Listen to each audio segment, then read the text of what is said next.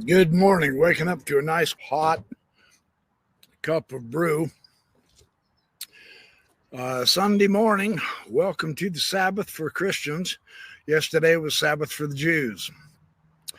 I woke up to an interesting bombshell, and I call it bombshell. I don't know if it's a bombshell as such, but very interesting idea from Ross Coulthart this morning, just 1 hour ago. And so, in a way, I can say, yeah, this is breaking news. And I want to share this because it has an interesting relevance to me. By the way, don't forget Cinco de Mayo is tomorrow. Man, it's here already, right? Crazy how time flies. Ross Coulthart was in a question and answer session, and he was asked a question about Mormonism and the Immaculate Conception program, and he got lively. He got very, very excited, and he said something not new to me, not new to a lot of people, but some people might find this new anyway. I was raised Mormon. I no longer practice it. In fact, I was a very ardent Mormon apologist there for a while, and that was fun time, interesting growth time, because I wanted to be the best I could be, which meant that I looked at all sides and all angles, and it dawned on me through a decade or two that the angle the church was feeding me was whitewashed and highly suspect at best.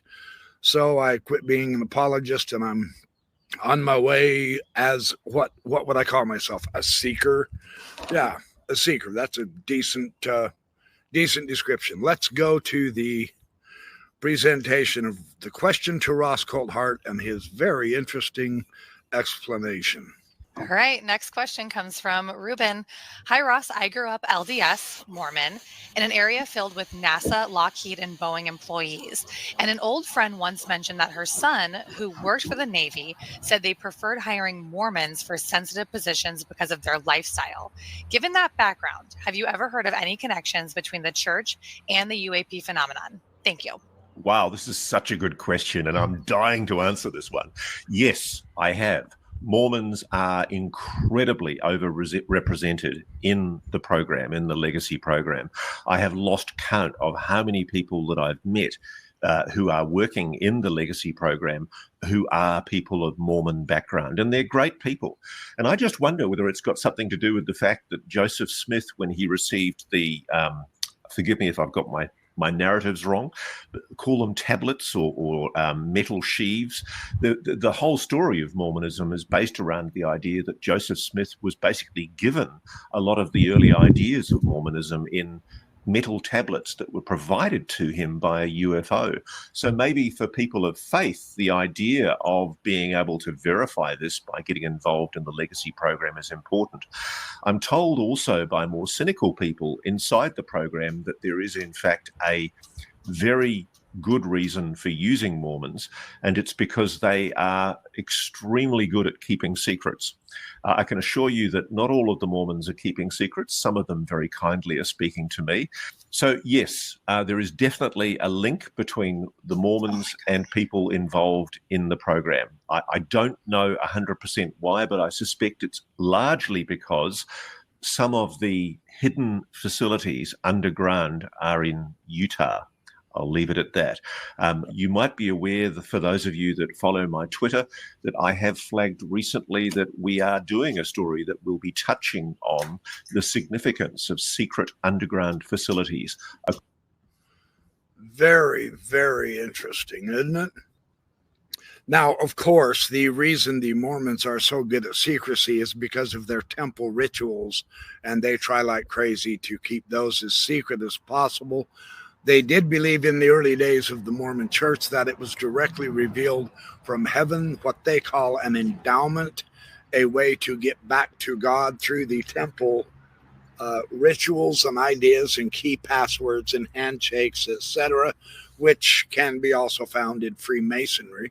There's no question about that. So this idea of keeping secrecy makes a boatload of sense why they would continually hire Mormons. The bombshell for me, and call me naive, I get it. As an apologist, I went to books. I went to studying the doctrine and the historicity and the authenticity of antiquity of the scriptures, etc. That didn't work out so well. After a decade, I realized I was floundering. After 15, 20 years, I gave it up entirely. It just doesn't work.